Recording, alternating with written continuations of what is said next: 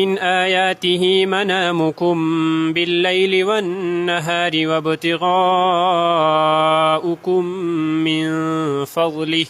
إن في ذلك لآيات لقوم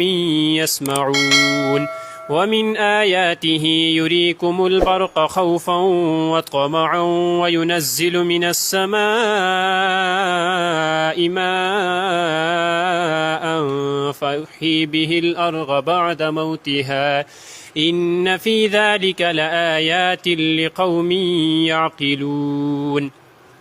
ومن آياته أن تقوم السماء والأرض بأمره ثم إذا دعاكم دعوة من الأرض إذا أنتم تخرجون وله من في السماوات والأرض كل له قانتون وهو